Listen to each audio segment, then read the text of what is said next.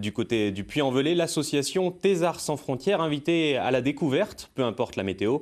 Depuis samedi, elle organisait ses premières rencontres internationales et intergénérationnelles des arts de la scène et du spectacle vivant. Quelques 200 participants venus d'Italie, de Russie ou encore du Pérou étaient présents.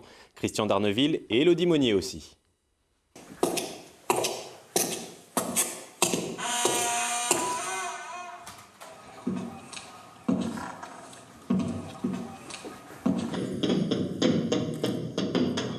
Des enfants cachés dans une cave, la Tati prend soin d'eux et un jour, la Gestapo vient la chercher. C'est la guerre, donc du coup nos parents ils nous ont posé chez cette dame pour nous protéger et ben du coup on est à la cave pour pas qu'on nous repère. Une pièce écrite par un auteur originaire de Normandie à qui on a raconté la guerre. On parle beaucoup des soldats, de tout ça pendant ces événements-là. Moi, je trouvais ça un petit peu dommage qu'on ne parle jamais des enfants qui sont restés au pays, mais qui ont quand même vécu, dont en Normandie, qu'ils ont vécu sous l'occupation.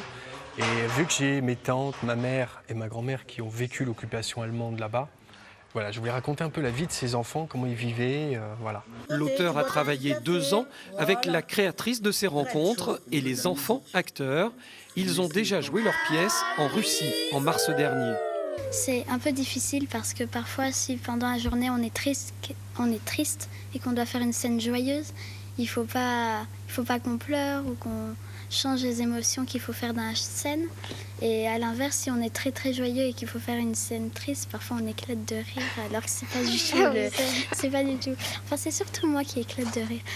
Настя, ты вот отсюда должна выбросить. Au programme de ces rencontres internationales, spectacles et ateliers avec des artistes francophones d'Italie, de Russie ou du Pérou, de tous les âges et dans toutes les disciplines.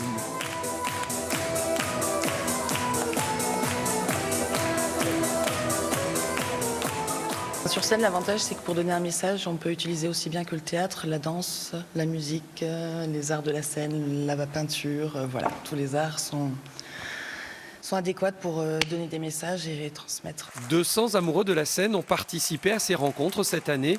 Une 2e édition est déjà en projet.